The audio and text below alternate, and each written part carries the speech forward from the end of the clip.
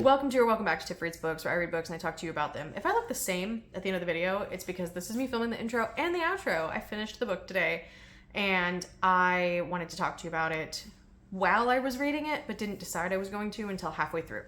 So I started reading Song of Achilles because it was recommended to me by a friend, and I wanted to really kind of prioritize some friend recommendations for the month of January, just to kind of kickstart my year with things I wouldn't normally pick up for myself. I did try to pick up things that I thought would be in my wheelhouse, things that were on my TBR, and things that did sound interesting to me when I read them. We're not pushing the envelope too hard here, but things that I've been hearing about for a long time and thought I would finally pick up. So the Song of Achilles, my brain is like, no, that's not the title, even though I'm pretty sure it is. Song of Achilles is a 2011 retelling of essentially the Iliad by Madeline Miller. I looked at Madeline Miller a little bit, and apparently her focus is the Greek classics. She calls Homer her muse in a couple different interviews, according to her Wikipedia page, and has written numerous retellings, the two popular ones being Circe and A Song of Achilles, as well as some other short stories that are published in various places. So she is well educated in the classics and is like fluent in, like, I believe Latin and Greek. So she's educated on these topics. So this is definitely all me, just not liking this interpretation and this retelling. So I'm going to get into the video, but I'm telling you now that I don't like this. This is not for me. And I'm probably going to say things about it that you don't like. So if you don't want to hear negative things about a book that's probably your favorite book, I wouldn't recommend the video. Friends, this is the fourth time I've tried to start this video, and something has happened every time. You can hear the dog eating in the background. I apologize. It's because if I leave the room, he's going to throw a fit. So apologies if you hear squelching noises. I'm reading a book that I don't like. And you know what that means? You're getting a video. So I'm reading The Song of Achilles as a recommendation from a friend on Bookstagram. I actually typically align with this friend. Bookish Drew is his handle. I typically align with him, but I think this is one we're going to differ. We differ on a few in some very strong ways. And I think this one we're going to differ on, unfortunately. It's just frustrating because this is the second book I've tried this year. Well, second book from this list, and it's also not going well. The first one was way worse though. So, okay. This book is very well loved. This book actually has like 277,000 plus reviews on Storygraph, which always has way less reviews than Goodreads. So that's like one of the highest review numbers I've seen on Storygraph. And most people really love this book. So I'm going to be an outlier. I'm struggling with it. And originally I was just like, oh, the pacing's not for me. Not really enjoying the narrative style. It's very literary, and I don't think it's going to work for me. But it's going to be like a 3. It's fine. There's nothing really wrong with it. But it's just not going to be for me. So the Song of Achilles actually is told from the perspective of Patroclus, and Patroclus, in at least this telling, is Achilles' partner, essentially. I'm not familiar enough with the myth of Achilles. I am a millennial. The movie Troy was out when I was a teenager or early 20s. Don't remember what. But I was in Alexander. That was my movie. I still have it on DVD over there. I should go get it for you. This was mine. This was the story that I liked. Look, it's got a Blockbuster sticker on it still. I bought it used, like in the director's cut, widescreen, because not everything came in widescreen. That's how old this is. This was my Roman Empire for a little bit. I watched this movie so many times. It's 167 minutes, and that was long for a movie at this time.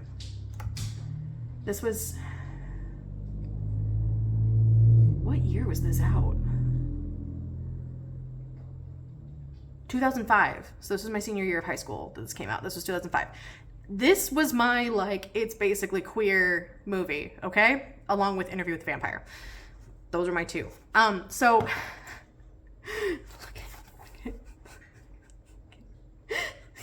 Colin Farrell. Anyway, I loved this one. Okay, so I was not a Troy, so I know a little bit. Like, anyway, so Patroclus is essentially in love with Achilles. Achilles is in love with Patroclus. It's a whole tragedy. Okay. So we're going in Greek tragedy. All right. That's the headspace. And I was like, okay, everyone says this book completely wrecked them emotionally. I'm ready to be emotionally wrecked. So in the beginning of the book, this is full spoilers, by the way, because that's what we do here. Hi, this is my thanks. I hated it. It's full spoilers. So Patroclus in the beginning of the book gets taken to this place by his father to vie for the hand of Helen or one of her sisters. And he's 9 years old at the time this happens, so very, very, very young. And he becomes a witness to this pact that is made that if Helen chooses her husband, then everyone will basically make a pact to defend her to the end if anything ever happens. Essentially, I was kind of zoning out a little bit already. I was like, let's just get into it. It's fine. I don't really care about this 9-year-old boy's life, which was probably a bad sign going in. So he witnesses this. He goes back. His mother is viewed as unintelligent because she was happy to be married. And that is supposed to kind of give us a sense of what kind of world we're in. But for me, I was like, okay, that's a little misogyny-tic.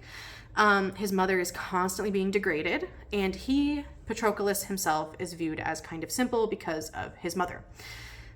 One day, Patroclus is playing on the beach with these set of dice, and another boy tries to take it from him, and he stands up for himself for the first time and kills the boy accidentally, pushes him over, his head hits a rock.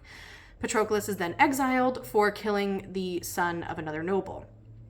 And then here we're told that this is just a misogynistic world because if it was a daughter, it wouldn't matter. But because it's a son and the first son, it matters. So he's exiled, and he is exiled to Achilles' father. And so he ends up joining up with all these boys on this island. It's part of the island. And he is then set into training with the other boys to become warriors. But this doesn't settle well with him. He doesn't like the idea of death because he has killed before. So he kind of ignores the lessons. He's being haunted by this ghost of this boy that he killed. And Achilles comes to him one day and he's like, I overheard my father saying that you've been skipping lessons and he's going to punish you, and that means a whipping. And Patroclus is like, you could just say that I've been with you at your lessons. And Achilles is like, I don't lie, so all right, come with me to my lesson and then I won't be lying. And they're like 12 at this point. And so they start going to lessons together. Patroclus starts learning all these things because he is also a prince, and so he was supposed to learn these things anyway, but his father didn't hold them in high regard, so he starts learning them with Achilles, things like music and like writing type things, like other things other than just weapons. But he also does end up doing some weapon stuff. So Achilles' mother is Theta. I will put it here.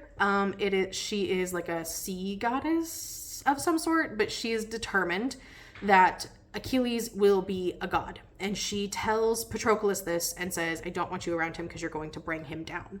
And you're immortal, you're just going to die. And Achilles is like, oh, she says that to everyone. So I was like, okay, all right. So now we are getting, we jump forward a little bit and we get Achilles' mother as a boy mom. She's a boy mom. She's like, my son will have what I want him to have. He won't love anyone but me, blah, blah, blah, like type of boy mom. Okay. Derogatory. So she wants Achilles to become a god and a warrior and like all of these things. And then we have that overtone. One day, Patroclus decides he's going to kiss Achilles. And it's already kind of foreshadowed that Achilles and Patroclus aren't really into girls because the other boys are 13 and they're starting to rape the serving girls. And Achilles and Patroclus don't want to because they're gay. Not because they have any sort of respect for women, but because they're gay. So they spend all their time together, and we're getting kind of like foreshadowed that they're going to be together, but they're very young, so we're not going to actually do that on page, which I was like, thank you, but all the other things. So we go on, and then Patroclus decides when they're like 13, he's going to kiss Achilles, and he like builds himself up to it, and he does it. And immediately Achilles runs away, and then Achilles' mom threatens Patroclus, and then the like next day Achilles is like, I'm leaving. I'm going to go get trained by Chiron, the centaur, and I'm going to go. And Patroclus is like, okay. And Thetis or Theta or whatever, she's like, don't you dare follow him. And so Patroclus follows him. And because he's special, apparently, Chiron is like, you know what? I don't have to always listen to the gods. So Patroclus, you amuse me, you can stay. So they both learn from Chiron for like 2 years or something like that. So now they're like 15 at this point. And eventually their emotions get to them and their teenage hormones. And Achilles reveals to Patroclus that his mother cannot see them when they are in the crystal cave where they sleep on Chiron's mountain. So they get to doing it. And we get some descriptions. And I was like, okay, these are 15-year-olds. Probably a little more detail than I wanted, but fine. So basically, because they're 15, they just start fucking whenever they get the chance. And I was like, okay, I'm kind of tired of this. And then, so now, a soldier has come to collect Achilles to tell him news, and they go back to Achilles' father's house, and both Achilles and Patroclus are told that their Helen of Troy has been kidnapped, and they need to go to war to get her. And both of the boys are like, hell fucking no. And Achilles is like, Patroclus reveals to Achilles that he is actually sworn because his father is sworn, but not really because he's exiled. So technically that the oath that his father swore is like ended because he's been officially like exiled by his father. So he doesn't actually have to, but he's a man of fighting age. So the next morning, Achilles is gone. His mother has kidnapped him and sent him to this place. Patroclus figures this out and goes and finds him. So we're just going to skip ahead to that. This is the part where I was like, no, not for me. Okay. And here's why. So I gave you all that background where I was already like a little bit like, it's like a 3. It's fine, but it's not for me. We get to the island and we discover that Achilles has been hiding as a woman. So he claims that Patroclus is his husband, and then the daughter of the king or lord of this island is like, he's not married to a man because he's a man and I will tell everyone. And this dude is like, daughter, hold your tongue, blah, blah, blah, right? And then the daughter is like, no, he's my husband because his mom, the goddess, said so, and she performed the ceremony, and then we had sex, and I'm pregnant. And I was like, this girl is like 13. And Patroclus is getting upset, and we're painting her as the villain now. And I'm like, this girl was manipulated and mistreated by a goddess so that her son, the goddess's son, could be protected and not have to go to war. And we're painting her as the villain? Really? Because now she's getting hysterical because she loves Achilles, and Patroclus is like, of course she does. Everyone does because he's pretty. And I'm like, no, because she's emotionally like attached and has been traumatized and manipulated. But we're supposed to side with Patroclus because he's been harmed in this situation.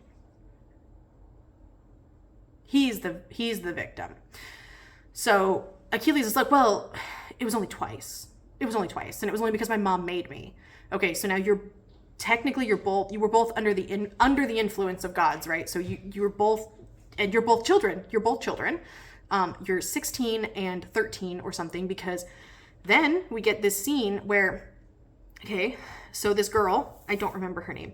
I'm sorry. This girl is upset, and because now she's going to be sent away. She's going to have to carry this child. She's going to have to do it on her own. She's going to be sent away, and her honor is in question because nobody knew she was married except for her and Achilles and this goddess, who is now nowhere to be seen to be like, yes, this is true. She shows up at all of the like inopportune times, okay? So we're still doing misogyny, okay? Okay, so then this girl, one of the days when Achilles is in hiding, this girl calls Patroclus to her quarters, where she screams at him, insults him, slaps him, bloodies his mouth with her rings, and then is like, come fuck me. And we get comments about how young she looks and how smooth she looks, and constantly how small she is, which heavily implies maybe she's actually younger than 13. Because there I was just assuming an age. Like, there's no age given for her. But she's described as very childlike. And I was like, are you kidding me? And of course, he has sex with her because it'll make her feel better. And it's pitched as her manipulating him into it, because she was trying to pit Achilles and Patroclus against each other. She was trying to get Patroclus to be mad at Achilles because she's mad at Achilles because she was hurt and abused and manipulated and assaulted, okay? Because false pretenses for the sexual encounter equals assault, okay? So she was assaulted, and now she's assaulting and being assaulted potentially because Patroclus has no idea what he's doing because he's very, very gay. And he's like, I don't understand how any of this works. And I'm also like, never been with a woman because I've never had any interest. I've never listened to any stories. I have no idea what to expect. So he hooks up with her because she wanted it. And then we just move on. And then we just move on. And then we just move on. And it's been almost an hour later into the book, and we just moved on. She went away. She went to her aunt's and went away. And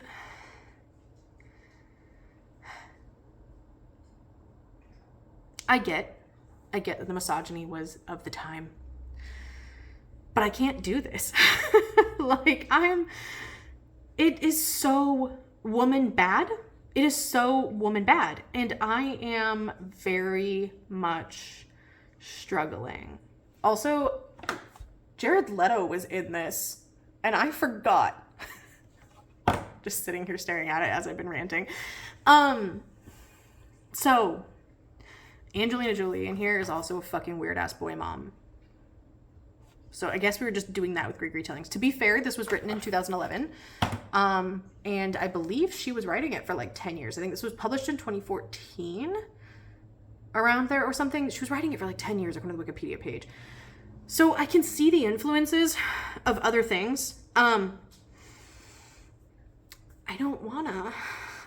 I'm so struggling. It's so bad. Why do people like this? There's a review from a person who says that they are a gay man, and from the perspective of a gay man, the relationship between Patroclus and Achilles is misrepresenting gay relationships, and he was not happy with it. I will take a screenshot and put it up here, and you can decide if you want to read it by pausing. I'll put it here. So you can pause to read it and see, because it's really hard to link to Storygraph reviews. I know that one person's interpretation is not going to be everybody's, but this definitely gave me some insight, because I think I've said before that when I start struggling with a book, I do go and look at good and bad reviews to be like, am I the only one? Am I missing something? And this just happened to be the top review, and it was like a 1-star review. So, of course, I read it. So I don't know how I'm going to feel about this. I'm 45% in. And my dog is stressing himself out, eating and gagging. So anyway, 45% in, and I don't want to. But I'm going to finish it. Not tonight. I'm going to get on the walking pad. Actually, maybe I'll listen on the walking pad, because I need to get on the walking pad. Because that is one of my New Year's resolutions, is apart from yesterday, because I spent time with my boyfriend playing a ridiculously long game. Because he had to read all the rules. Even though it said don't read all the rules. He was like, nah, that's dumb. We're going to read all the rules before we play. So 4 hours of reading rules later, we played a 2-hour game. That's my life. So one of my New Year's resolutions / goals, because I don't really like the word New Year's resolutions, I like to set goals, is to hit my step goal every day. And if that means getting on the walking pad, that means getting on the walking pad. So because I went to dinner with my friend tonight, instead of going on a walk with the dog, a longer walk, because we went on our afternoon walk, I am going to get on the walking pad. So maybe I'll listen. And I'll check in with you as things come up. Okay, I'm at work, so you're getting some blue screens reflection. So I listened to a bit on my way into work today, and so we've got to the part combined, apparently. We got to the part where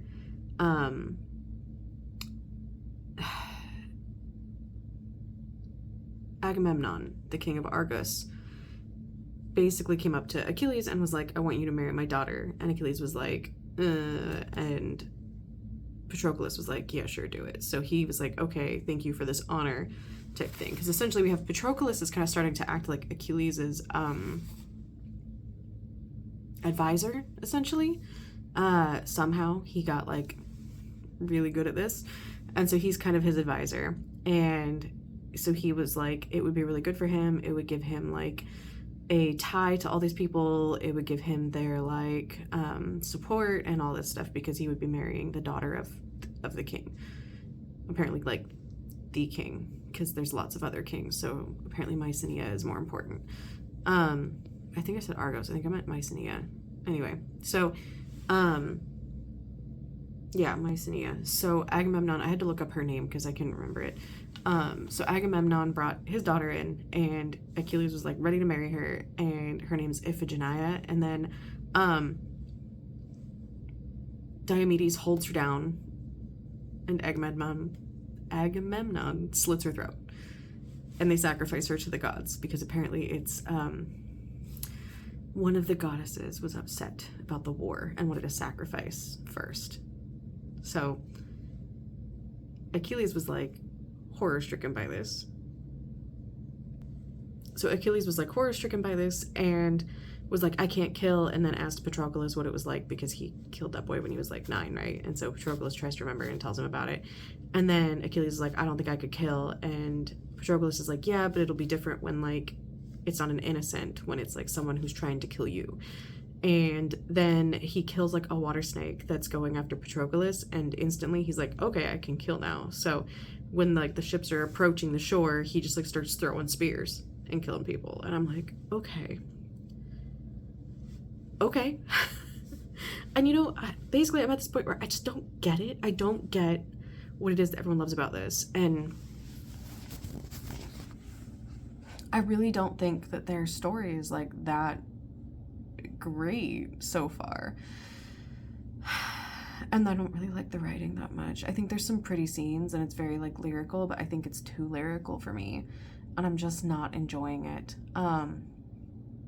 I'm at that point where I'm looking at the counter and I'm like, how long do I have left?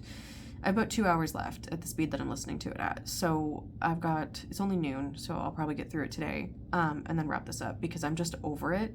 And if I wasn't doing this video, I'd probably DNF it. So because mostly it's boring and I'm not attached to the characters. I was talking to my friend about this last night, and I don't think first person is the way to tell the story. I think it needed to be third, because I need greater context. I don't have any emotional connection to these characters because I'm only in one character's head. I'm getting one character's POV. I don't have context for like the world and what's happening, because like my context comes from what I remember from these myths, and I don't like it. I'm just recording this as audio because I'm in the car and listening to it, and I am unhappy with the choice of first person, because here's the thing, I'm at 10 hours and 13 minutes, so I have an hour left in the book, and Patroclus has died. He's dead. So the next chapter started off, spoilers for a like 10,000 year old story. I don't know how old this story is. It's old. Anyway, Patroclus has died, and the very next chapter starts off where it sounds like, I was like, oh cool, we're gonna switch to third person finally. No, it's still in first person from Patroclus's perspective as a dead body. Why? Ma'am, I really hope that this gets fixed, because I'm not okay with this. No, No, you can't do first person this way. I don't like it. I'm back again and I've only done like another 10 minutes, but I literally am so upset at two things. So I looked up Thetis today because I was like, this characterization of this goddess cannot be correct. And actually, when Achilles finds Patroclus' body and is overcome with grief, Thetis consoles him and offers to like help him because of his like affection for Patroclus. She's like acknowledging it and feels sorry for him in his grief. And in this book, she's mad at him for being upset over such a weak man. And I can't. And then we're constantly talking about how Patroclus can't fight, how he can't fight. But I looked it up today, and Patroclus was actually a very skilled warrior. Mostly a healer, but also a very skilled warrior. So can we stop with the like, I don't understand why these choices were made. I really don't. I'm gonna finish. I have like maybe 30 minutes left to listen to because of the speed I'm listening to it at. But I'm so frustrated.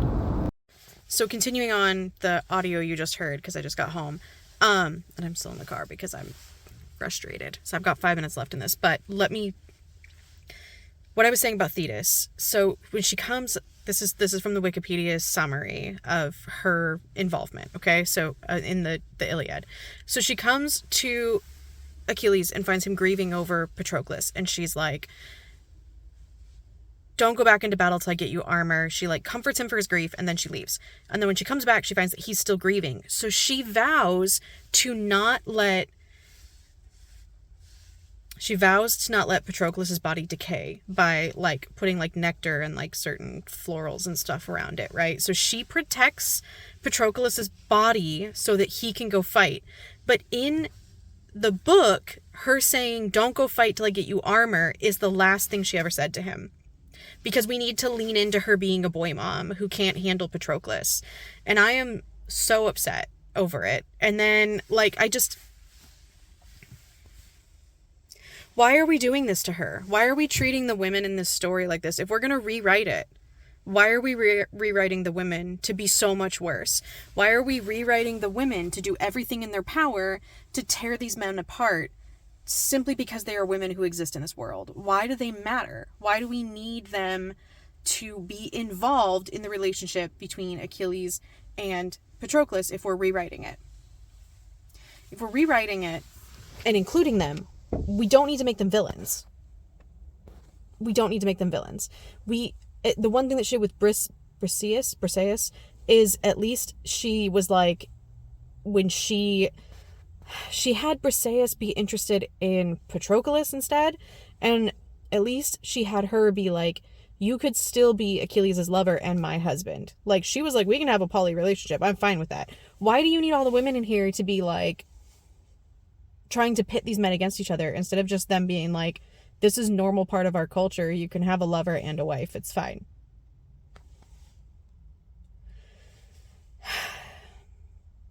I don't like this.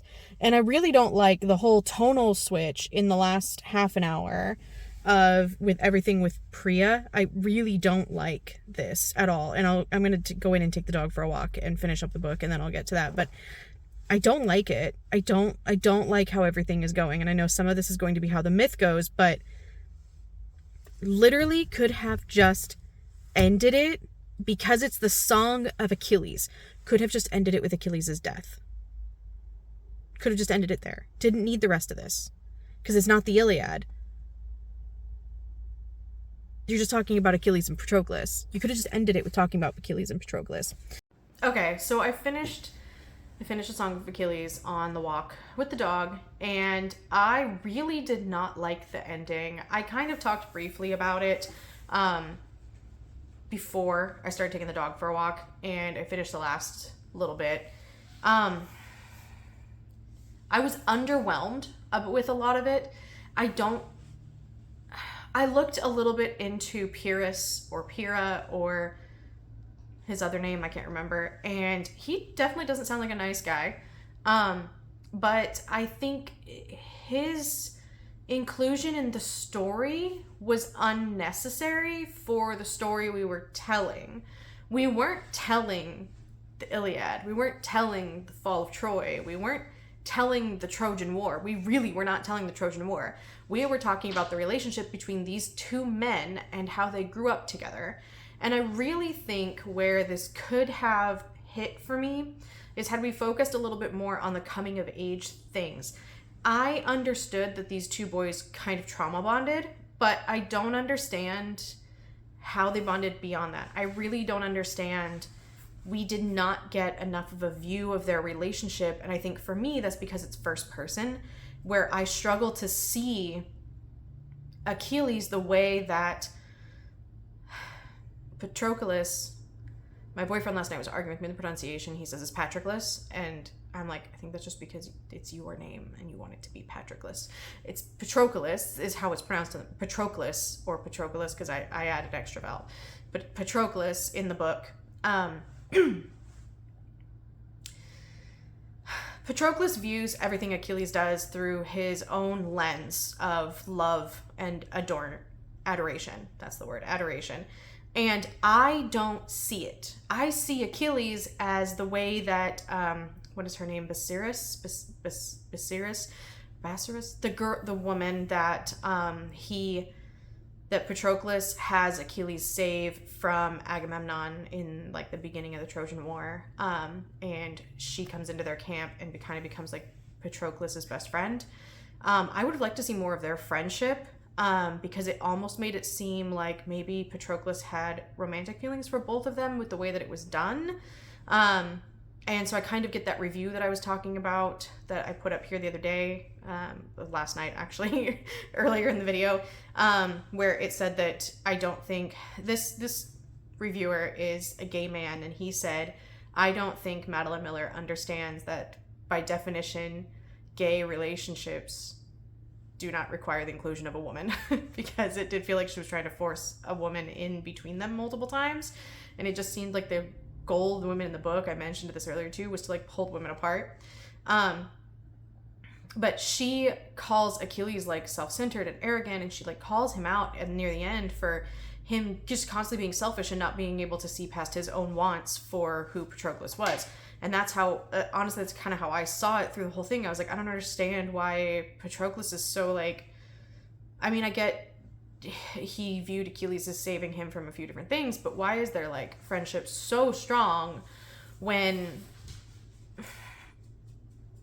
it didn't really have a need to be when they were younger? And then when it developed into romantic feelings, I was like, okay, so where are these coming from? Because we're not building on a relationship that we really established. They were just kind of like together. There was, anytime we got told about them having these deep conversations, but we never experienced them. And I think having it third person for me would have really allowed me to experience the emotional connection that they had between the two, where I just had to take Patroclus's word for it. And maybe it's just because I've seen that stupid TikTok video of the New Year's Eve guy so many times right now, where I'm like, I feel like there were plenty of times that Achilles kind of did that to Patroclus, was just like, bitch, why are you here? And then, I mean, near the end, he was like, near like the middle to the end, he was like taking him everywhere with him, and he was like his like confidant and his advisor type thing. But we never saw Achilles return the same affection or any, like, we saw like sexual interest, and we saw him go wild with grief kind of for a short time. That really could have been built upon more, and I didn't like that was in first person from Achilles's or from Patroclus's ghost. I didn't like a ghost narrating. I thought that was fucking dumb. But the narration really did everything it could to put Achilles on a pedestal. And I did some like scanning through the Wikipedia summaries because I read like little bits of the Iliad when I was in school and little bits of the Odyssey. So I really don't remember a lot of it, but really like Achilles, he wasn't perfect. And the book definitely gives us Patroclus's POV of him being perfect. And I feel like it's ascribed this POV to this character and really kind of made him into something that I don't see in a lot of the interpretations that I was skimming, that I don't see him as. So I found an article on Patroclus, and that's pulls from a bunch of different stuff, and it's an academic article, and I'm probably going to give it a read because now I'm starting to spiral kind of down this rabbit hole of these interpretations. I watched a video recently. If I can find it again, I will link it in the description, because I found a video that was talking about these types of retellings, and it was another classics person who was like educated in this field, and she was talking about how she didn't agree with Madeline Miller's interpretation, and that's kind of what happens like in academic circles. It happens in sciences and stuff too. People disagree with each other. And so she didn't agree with the interpretation, and she was kind of discussing how like the problems with presenting these retellings from very specific interpretations, and how for a lot of people it's their first exposure to the Greek classics. So I don't know. It's a solid 2 for me. I didn't feel the emotion, which what everyone was like, oh, it's so emotional, my heart's been ripped out. And maybe it's because I knew Patroclus was gonna die from the very beginning. I knew Achilles was gonna die. Because I have a basic understanding of the Greek tragedies. And that's where I do also have a bit of an issue with this one having a bit of a happy ending, because in death they're reunited as shades. And I was like, okay, so I guess it does maybe deserve that romance tag, but it's a tragedy. It's like, it might not be one of the Greek tragedies, but it's a tragic story. All of the heroic epics were tragedies. Like, and at least in my understanding, everybody fucking dies, like, all the time. So I can see how people would take it as a beautiful love story, especially if you read it shortly after it came out, when like these types of things, retellings, especially queer retellings of things, weren't as mainstream as they are now. I still don't think they're very mainstream. There's still a lot of people that push back on them, but they were even less popular back in the 2010s. Like, I remember hearing that this was like a crazy new retelling, basically, when, you know, the little bit of like queerness in the Alexander movie that I liked was like, oh my god, why? Like, so the 2000s, man, the early 2000s were weird. So that's where I'm at right now. I really am not having a good start to my year. So this is the second book from my friend recommendations. The first one I DNF'd. It was The Black Tongue Thieves. I could not handle the narration. It was an American putting on a really bad Irish accent, and I couldn't handle it. So I'm already like 0 for 2 as far as like high books that I regard very highly, and Jade War is not going great either so far. I'm just not interested. So hopefully that one picks up. But having listened to Mara's reviews, I realize I have kind of the same reasons, and that's from books like Woe, and that's kind of why I stopped like 70 pages in the first time I started Jade War.